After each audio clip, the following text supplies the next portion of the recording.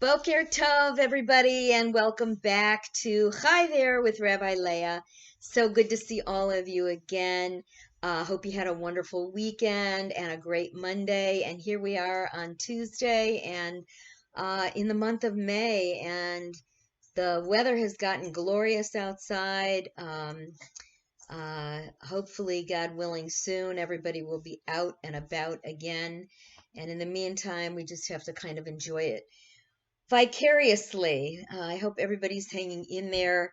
Hope everybody's healthy and well. And I like to start my daily program or my almost daily program by singing something uplifting. And today, let me think what I'd like to sing today. Um, I'd like to sing Kaddish to Rabbanan, the prayer for our teachers and our students, because it seems to me that we're having this wonderful time studying together, and I'm learning so much in preparing, and I hope that you're learning a lot in joining every day. And I am starting to get some questions and comments from some of you, which is wonderful. So if you do send me something, I promise you that I will be back in touch and will definitely try to answer your questions. I actually got a big group question from a number of residents in Goldberg the other day, and as soon as I am done with the program this morning, I'm going to answer that for them. So let's sing together. For our teachers and their students and the students of the students, we ask for peace and loving kindness, and let us say Amen. And for those who study Torah here and everywhere, may they be blessed with all their needs, and let us say Amen.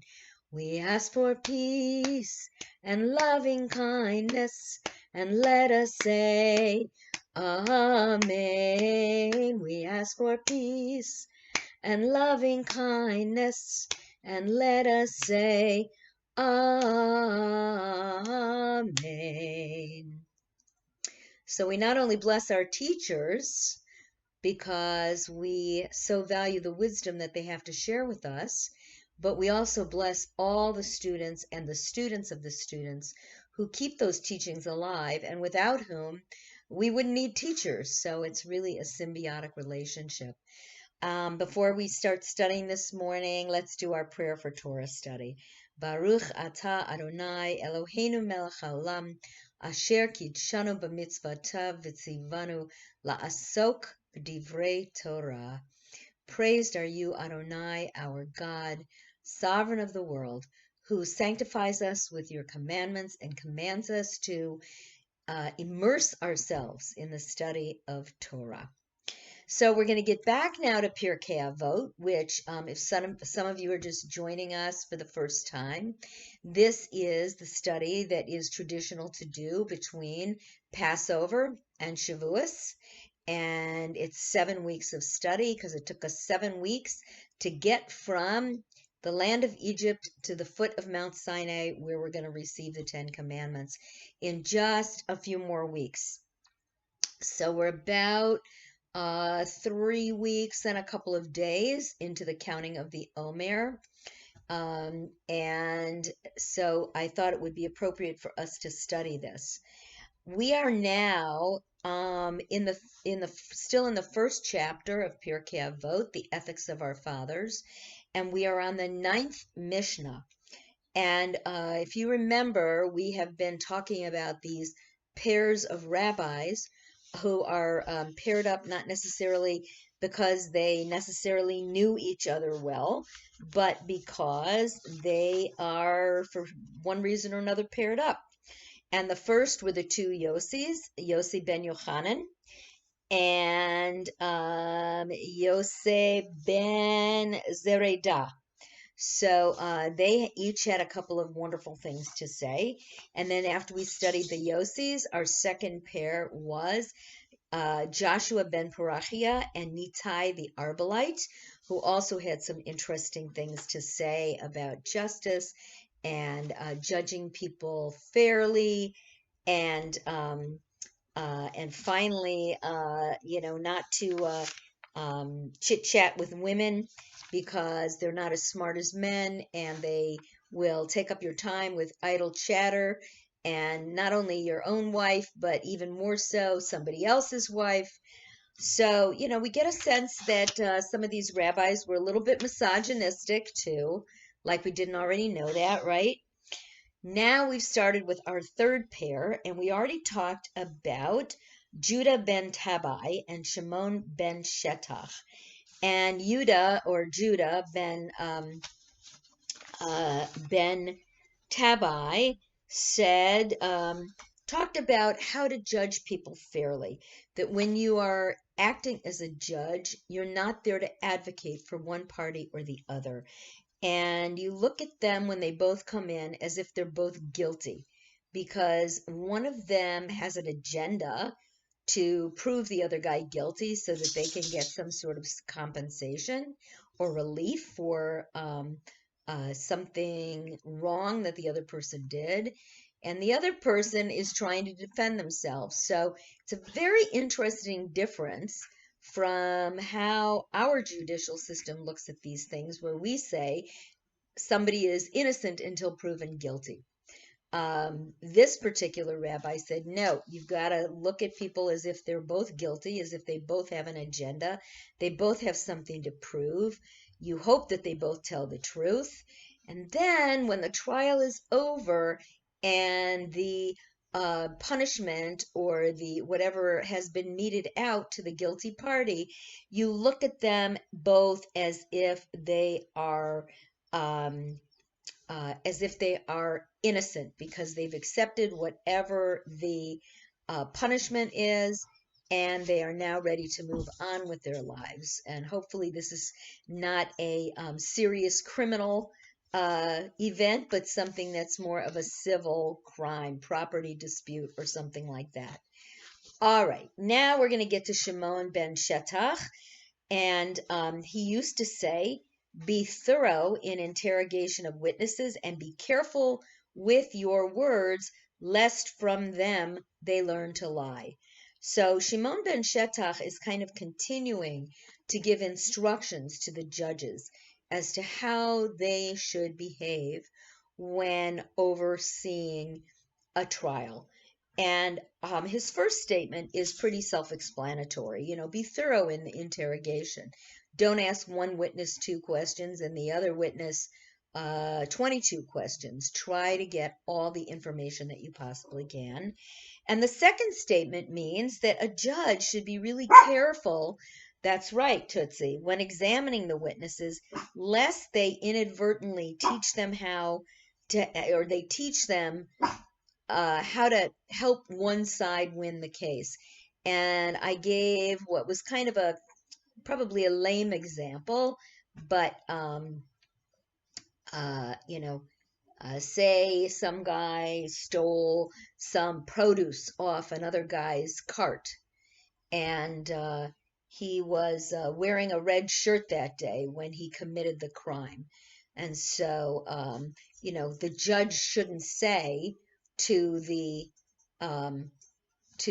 defendant, you were seen wearing a red shirt, and don't you have a red shirt? And then the other judge or the other lawyer saying something like, well, yes, my client has a red shirt, but he doesn't go to the market and get produce on Mondays and Wednesdays. He only goes on Tuesdays and Thursdays, and this crime took place on a Monday. So it couldn't have been my client. So we're not supposed to give any clues or prompting to anyone in particular so that they have a leg up in a trial. And we're supposed to treat all the parties fairly. Now, I want to just give you a little background once again on Shimon ben Shetach, because he was an interesting guy. And he's the second of the sages of the third pair. So he lived during the rule of Alexander Jannaeus, who was an Israelite king. Notice the very Greek-sounding name. But as we talked about earlier, the Jews were living in and amongst Greeks and Romans, and they picked up their names, or they were in exile and they began to assimilate and kind of acculturate into the habits and so on of the people amongst whom they were living. So Alexander Jannaeus, this particular king, had a wife, and her Hebrew name was Shalomit, but she was also known as Salome. And Shimon, the sage, was her brother. So it's good to be the brother-in-law of the king. And here is why. According to legend, found in the Babylonian Talmud and also in some of the writings of the ancient writer Josephus, this king Alexander Jannaeus, had killed many of the Pharisaic sages. Now, the Pharisees were the precursors of the rabbis. Okay, the Pharisees were the precursors of what we think of as rabbinic Judaism. Alexander Jannaeus was part of the Hasmonean household, and they were part of the Sadducees, who were the priests who were obviously employed in the temple in Jerusalem and the other temples and altars around Israel at that time. And Alexander Jannaeus, had evidently killed a number of these Pharisaic sages, of whom Shimon ben Shetach was one, the precursors of the rabbis. He managed to escape through the aid of his sister, which is why I say it's good to be the brother-in-law of the king. And he was able to return to Jerusalem and rejoin the Sanhedrin, which in the meantime had been filled by a lot of the Sadducees, a lot of the priests, a lot of the members of the priestly cult. And along with another sage whose name was Judah ben Tabai, who we talked about just earlier, who escaped from Egypt, they were successful in getting the Pharisees back to having a place in the Sanhedrin, which was the high court, the supreme court in ancient Israel. So that may be why both of these pairs, the pair that we studied earlier, Joshua ben Parachia, Nittai the Arbalite, and then Judah ben Tabai and Shimon ben Shetach, that's why they seem to be concerned about things judicial, because they were part of the Sanhedrin, whose primary function was adjudicating crimes and pondering various judicial questions that were brought before them. Okay, so now we're going to move on to pair number 4. And then on Thursday, we're going to talk about pair number 5, who are the last of the 5 pairs. So let's talk about pair number 4. And this takes us to chapter 10 of the first Mishnah of Pirkei Avot. And it says, Shemaiah and Abtalion were the 4th pair, and they lived at the end of the period of the Hasmonean rule. And again, the Hasmoneans were the inheritors of the priestly cult, and they ruled towards the beginning of King Herod's reign.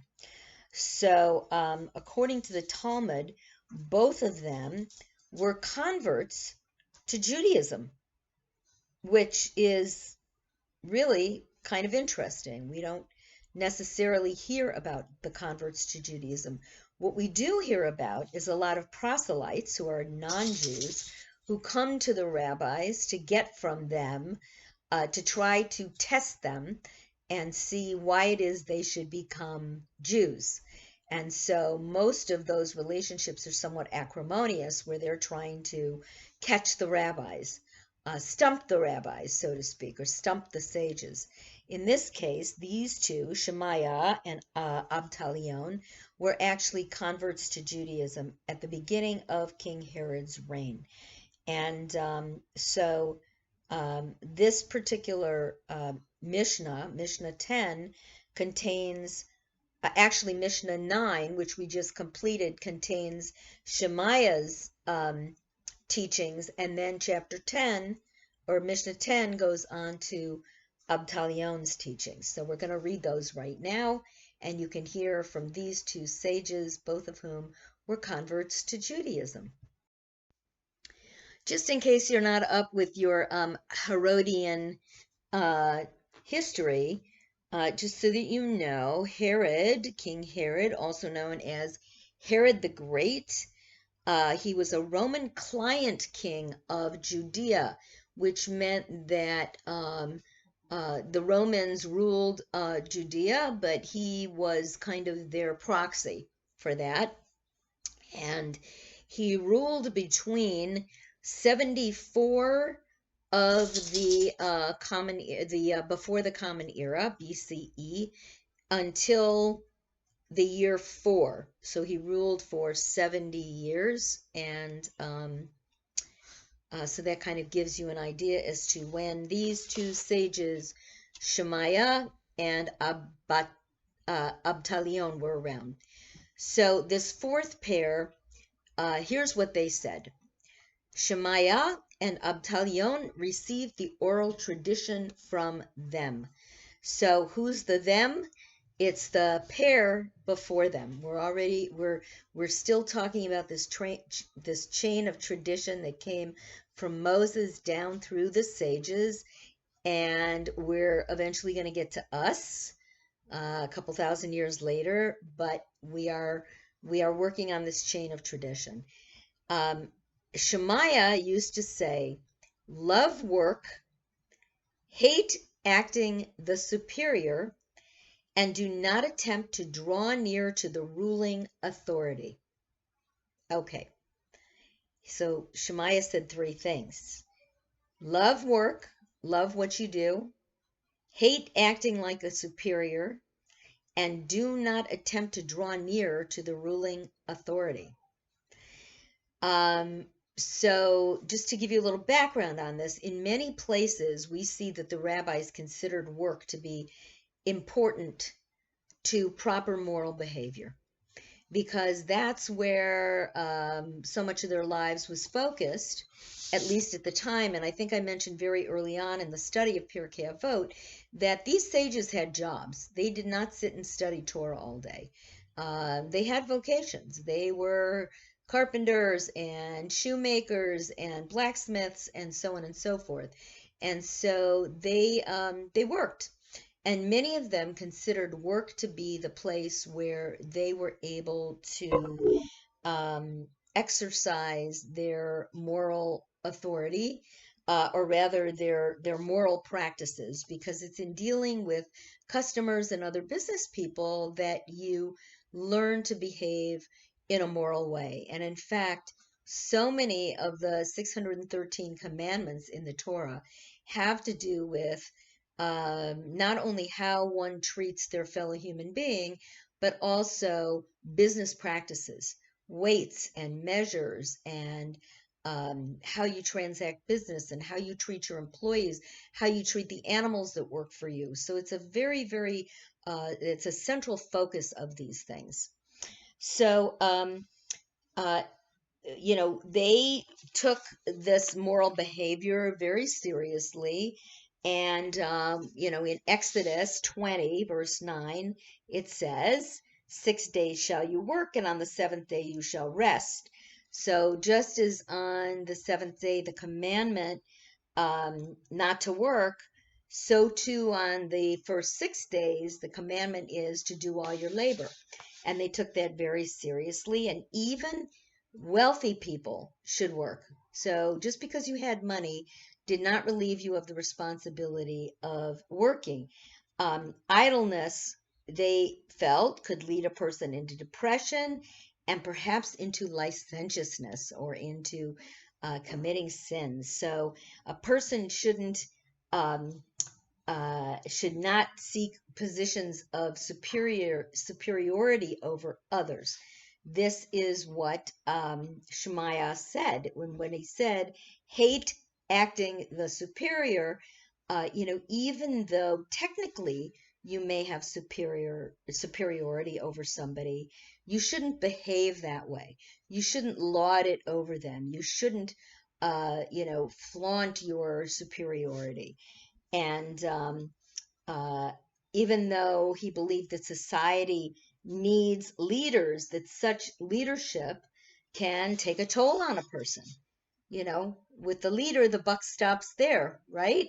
And so, he felt that it can be deleterious to somebody's mood.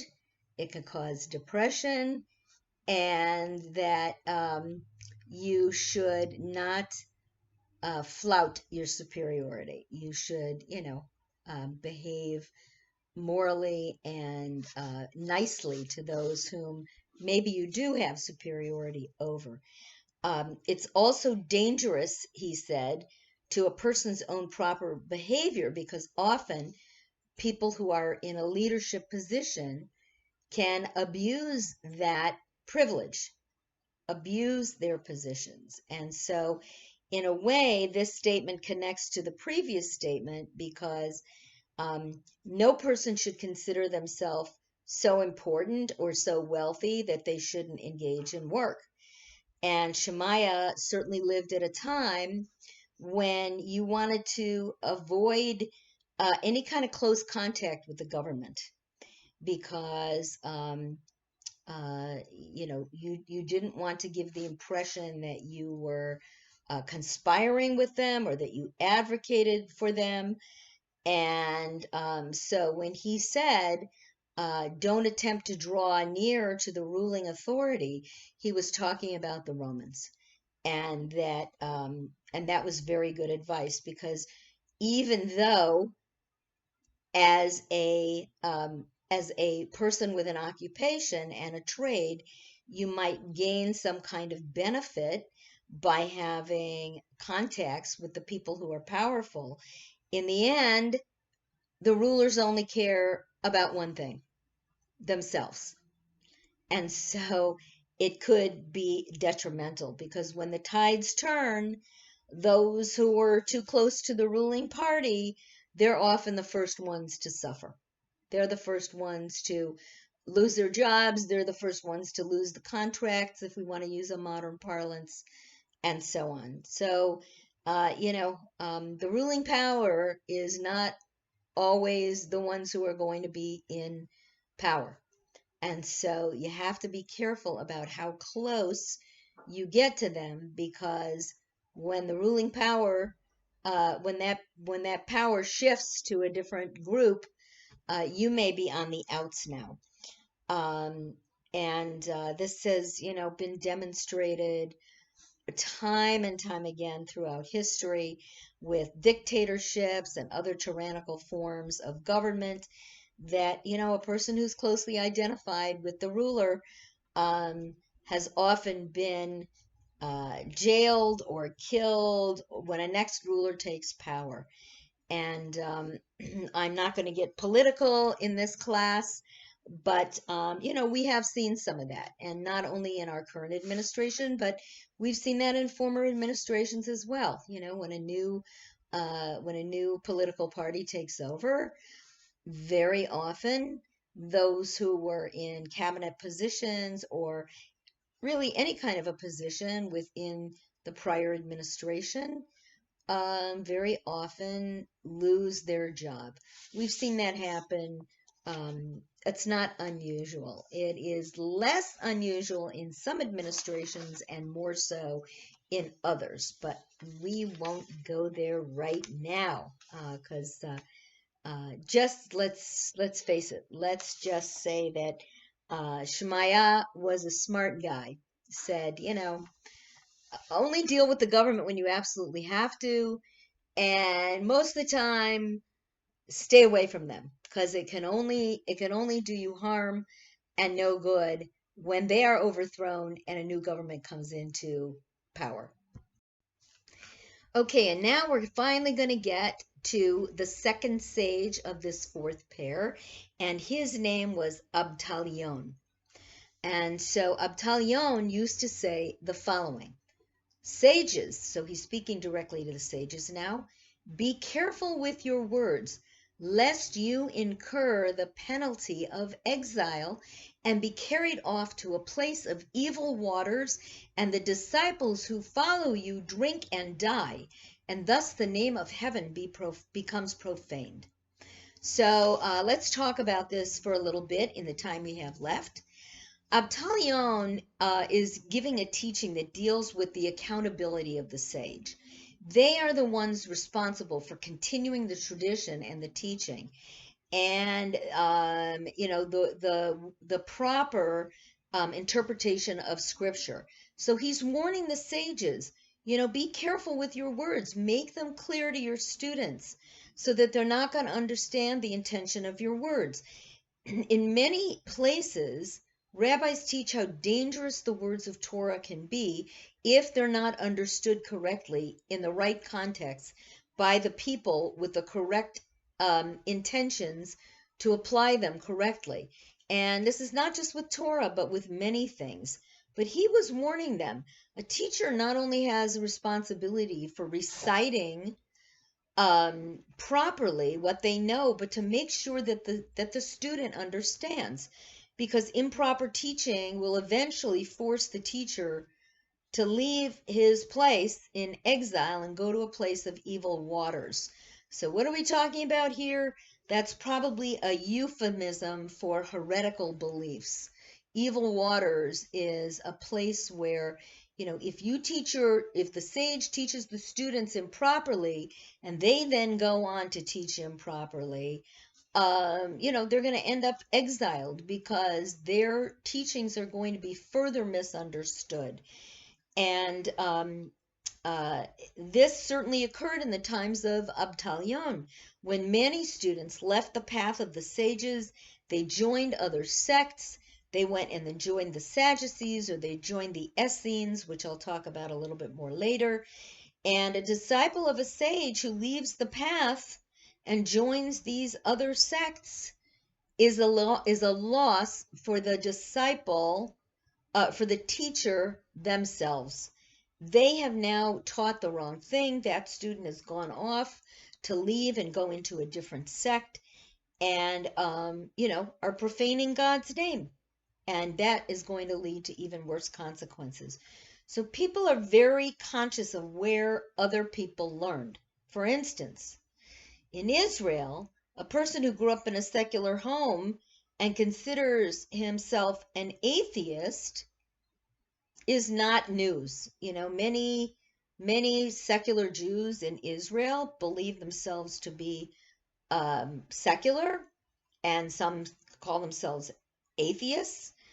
But when this has happened on occasion by somebody who grew up in a Hasidic or an ultra-Orthodox home, maybe even they're related to a famous rabbi, and they become an atheist, and they're politically active for a secular party, that becomes news. That becomes news.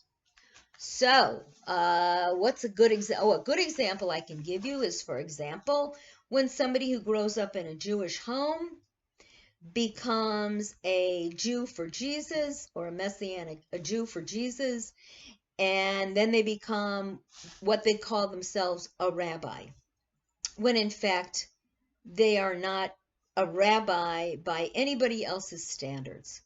So your yichus, your training, and your heritage becomes a very important consideration for this particular rabbi.